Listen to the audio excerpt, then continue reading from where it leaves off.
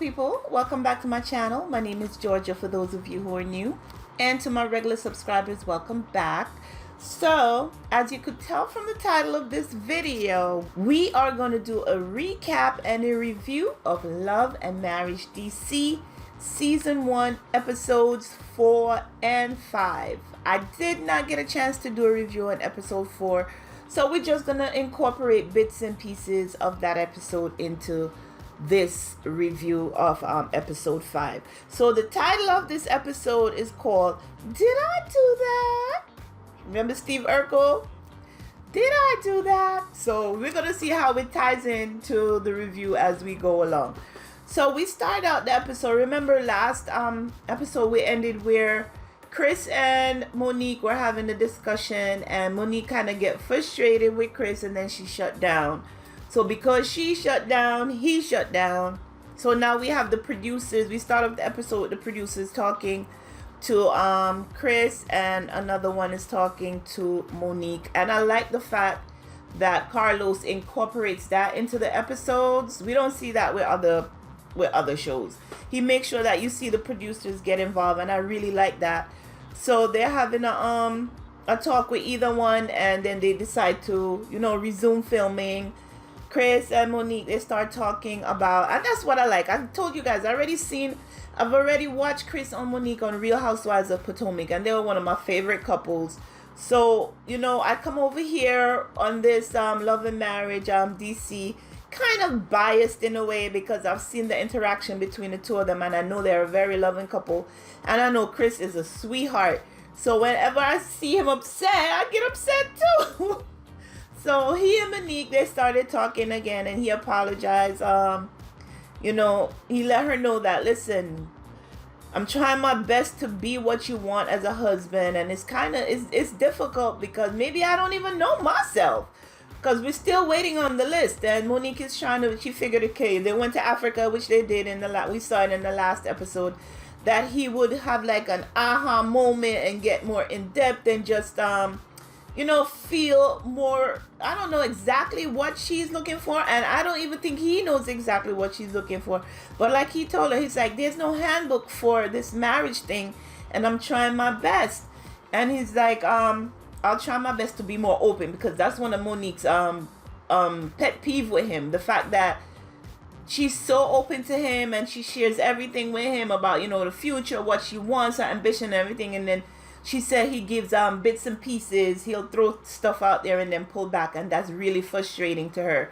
So, they talked about it for a little while, and then they hugged and kissed, and then they made up right there on camera. So that's what I love about it. You don't hold any animosity going forward. We'll just deal with it as time goes on.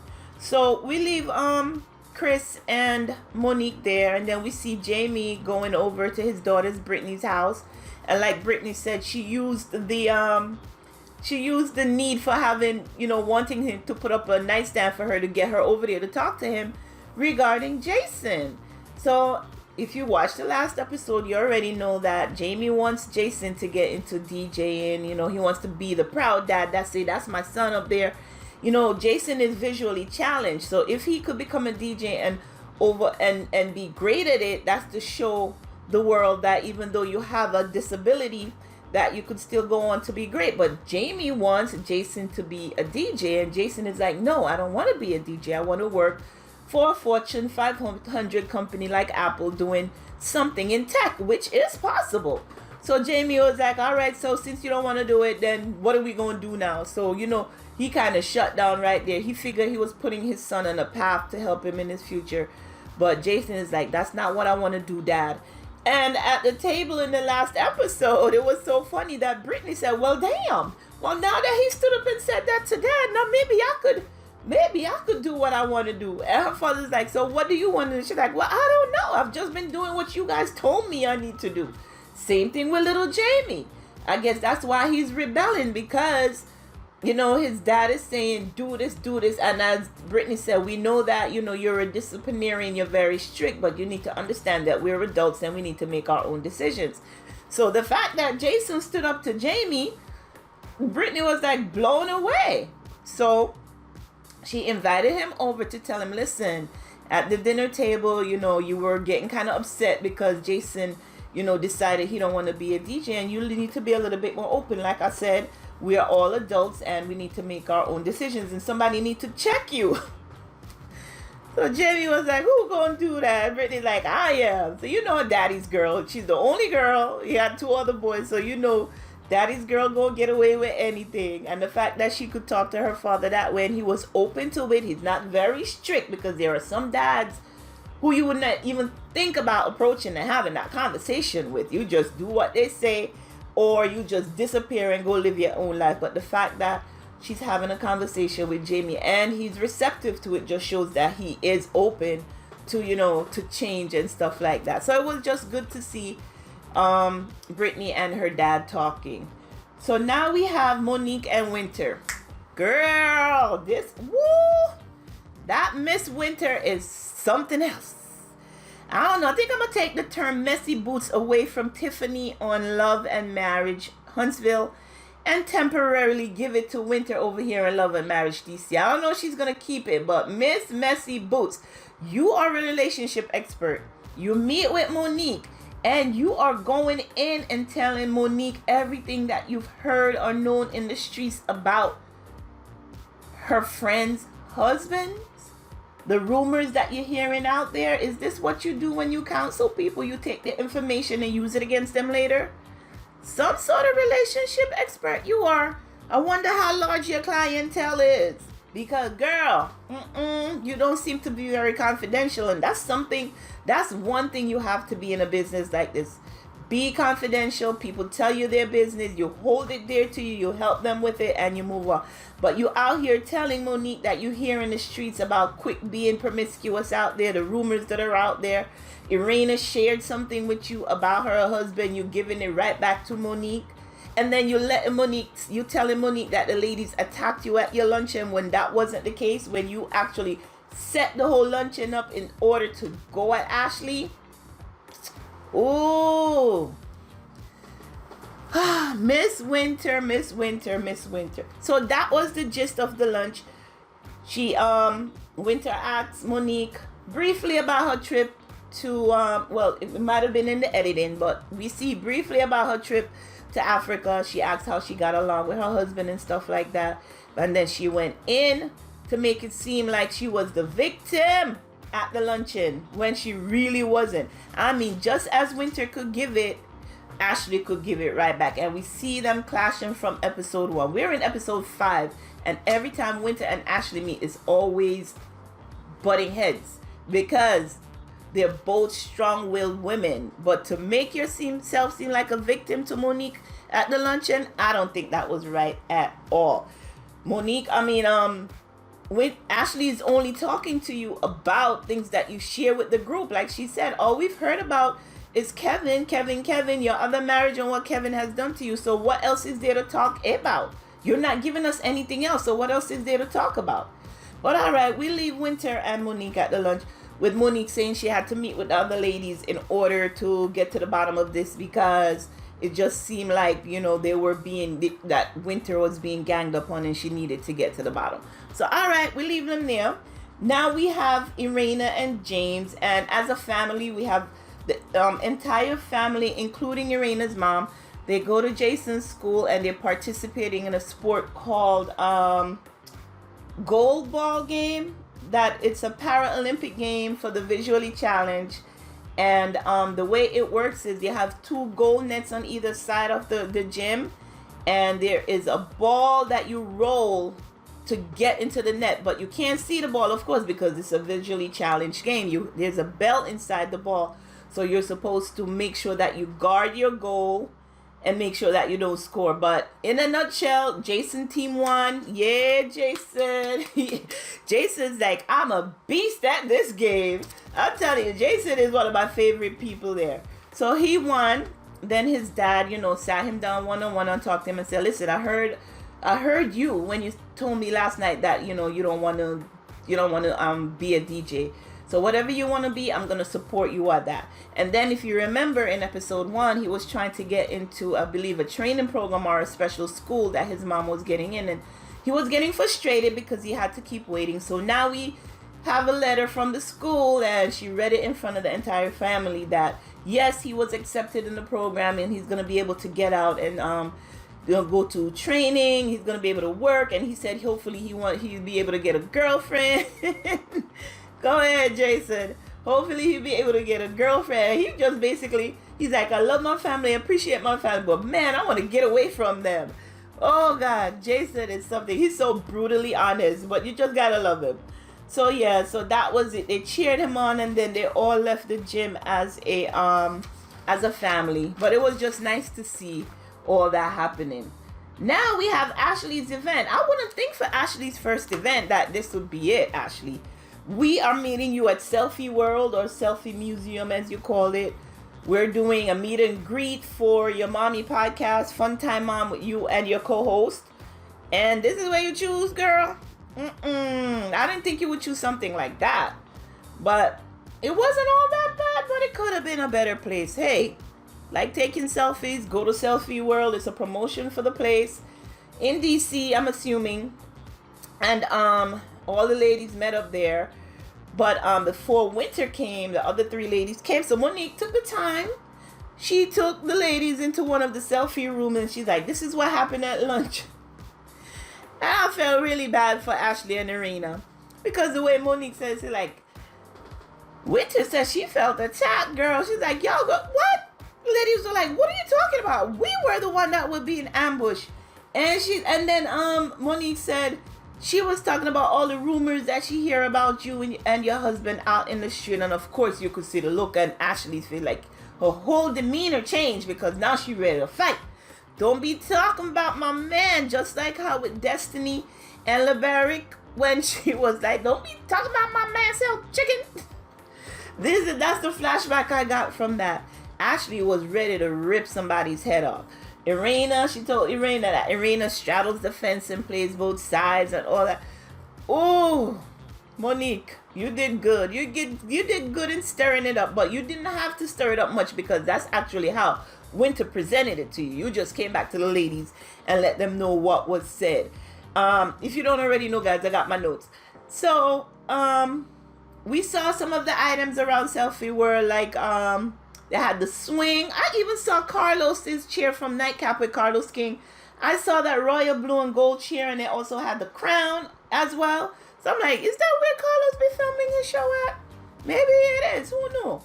He might rent out, have a time slot and rent it out, and that's how he filmed his show. But hey, whatever works, Carlos. You're doing a wonderful job on all these shows, I'm telling you. So, the lady, Monique pulls them into the little space, and she's talking to them about all the rumors.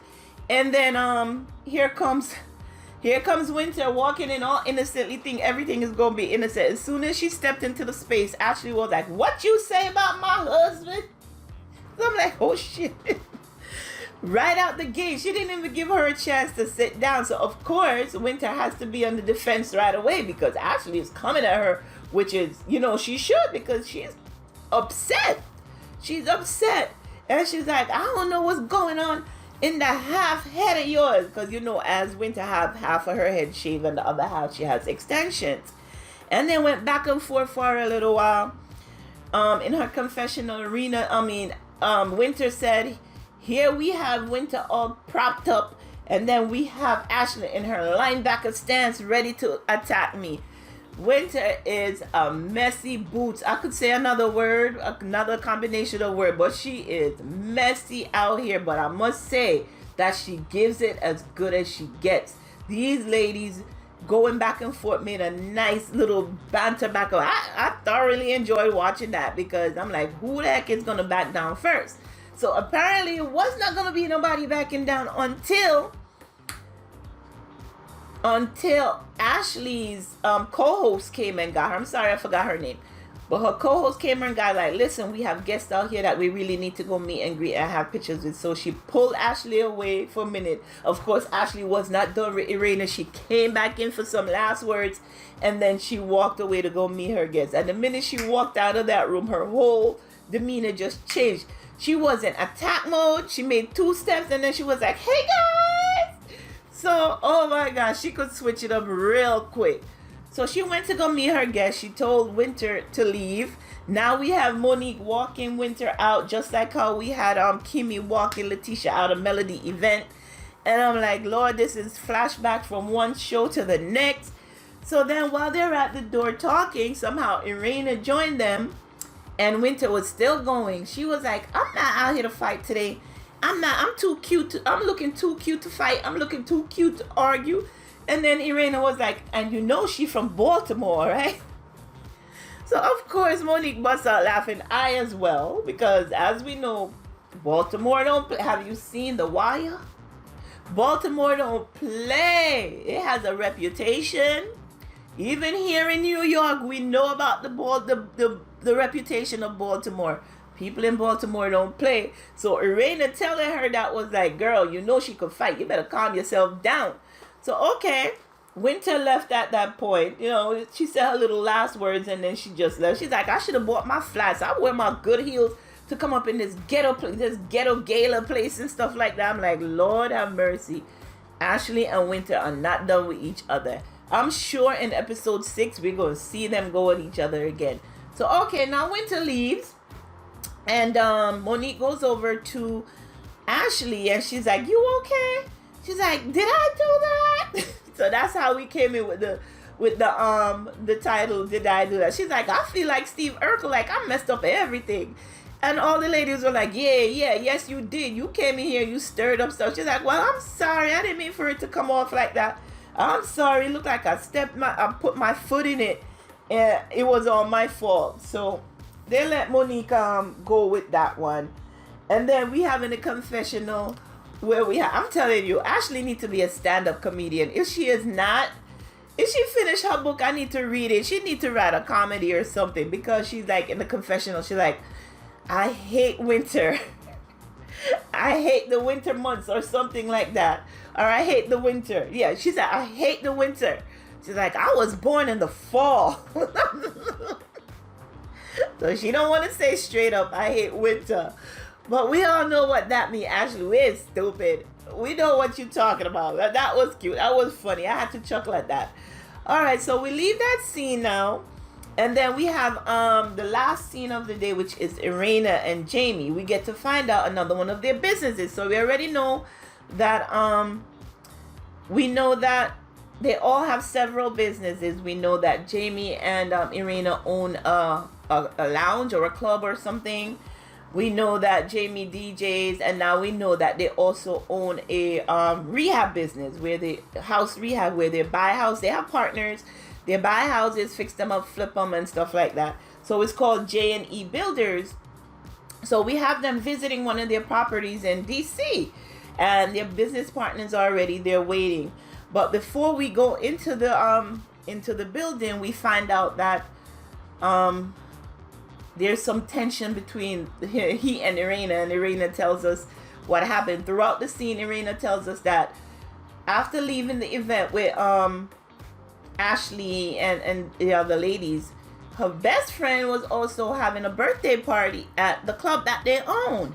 Now, when she pulls up to the club, she calls her husband 5 minutes before she get it there.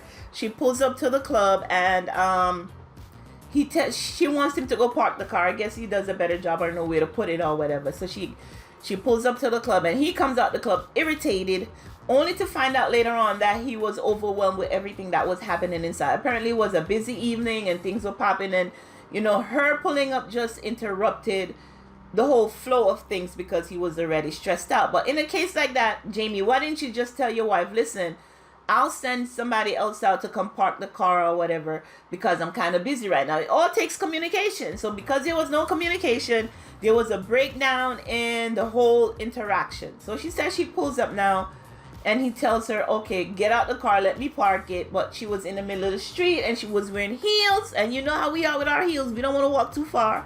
So she wanted to pull closer to the curb in order to come out. And he's yelling at her like, where you going? I just told you to pull over or whatever. So she said there was a ton of people outside. He said there was only 4. It was people on the balcony looking and seeing what happened. And she was so embarrassed that she just went straight home. And she did not even go inside to go to her friend's birthday party. So there was still tension there from that. And they talked through it. They communicated through it. At one point, I think Erana teared up and Jamie was like, don't even bother with all them tears. Don't even bring them tears out. I'm like, God damn, man, let the lady be a lady. That's what we do. We tear up and we cry and our voice shake a little bit and, you feel sorry for us and whatever. So they talked it through. They kissed and made up. And like Erana said, that's how we do it. We argue, we fight. We talk about it, we get through it, and 5 minutes later we're going out to dinner. So the plan was, because she missed her friend's party, she was going to do something special for her friend, because it upset her. That's her best friend having a party at your establishment, and as your best friend you're not even there. But that's what it was. Now the interaction between the business partner within the house, they were like, listen, let's just get this renovated, flip it, and get going, because apparently somebody is squatting in here. We even see where they had the lockbox open. I saw that on the stair leading up to the house. The camera panned over and there's a lockbox on the stairs and you could see it was open. I don't know if it was the partners who opened it to get in, or it was just somebody broke open the lockbox and used the key to get in, because people do that. But it was apparent, they said, that somebody has been squatting in there. They're in and out. Erana and her business partner said that they're the only two that come and check on the house, and they have to drive from, I'm not sure if they're living in Virginia or Maryland, but they have to drive to DC to go check on it, whereas Quick is in DC every day, and if he could leave a little early, or he swing by there every day and just check on it. So that was it. He's sick and tired of the house. They all are. They want to just do the renovation, flip the house, and move on to the next project. So now, again, like I said, every episode we're seeing a little bit more into each and every couple's lives. I really thought that for the first event with Ashley, that it would have been an event with her and Quick, but apparently not. So Ashley, you owe us another event. So far, we have been to Erana and Jamie's anniversary party. We have been to Monique's house for her vegan dinner, which everybody seems to enjoy. Winter is a friend of the show, so we're not really expecting her to do much anyway. But if she does, we'll still be there to watch. We've seen Monique throw her event at the first episode where she was promoting her Mila Eve's essential oil line, or cosmetics I should say. So Ashley, this little selfie museum stuff that you throw, no girl, this ain't it. We need to see what you and Quick got going on as far as your events. All right, so you owe us an event. This was not it. This was not your event, Ashley. So next week, I think we're gonna see where there is a couples event. I'm not exactly sure what they're doing, but apparently they're talking to some psychic lady, and Jamie don't believe in it, because Erana is trying to help out the lady with the answers, because she's giving just broad observations. And Irana's trying to help her out, and Jamie's like, she's supposed to know that. You could tell Jamie's a street guy. He don't put up with no mess. He's a straightforward guy. Come to me straight, come to me correct, or don't come at all. That's how I'm liking Jamie. And then we see where Quick have dinner with Monique and Chris, and he's calling them out for certain things. So we gonna see some stuff popping off going forward. I'm thoroughly enjoying this franchise of Love and Marriage. Carlos, you're doing good, buddy. Keep it up. I'm waiting to see the next installment. I'm hearing rumors that it's Love and Marriage Atlanta. Is that the case? We have more than enough people in there to make it happen. And that one, I should be seeing at least 6 couples going at it. So let's see what you come up with next, Carlos. So that is my recap of... Oh, I lost my page. Wait. So that is my recap of Love and Marriage DC Season 1 combination episode 4 and 5. But the title of episode 5 is Did I Do That? So if you like this recap and review, please give this video a thumbs up. Be sure to like this video, thumbs up this video, subscribe to the channel, leave a comment if you wish. Let me know, have you been watching the episodes? What do you think so far? And I believe there was a poll put out about which team are you on? Is it Team Ashley or Team Winter? At this point, it's too early for me to say, because I must say I do enjoy the interaction between the two ladies going back and forth. But I must say that I find Ashley to be hilarious. The things that come out of her mouth. And Winter is still coming back at her, so we'll see. It's too early for me to tell. Ask me in another few episodes. But that's it, guys. Until next time, be sure to take care of yourselves and your family. Again, thanks for watching.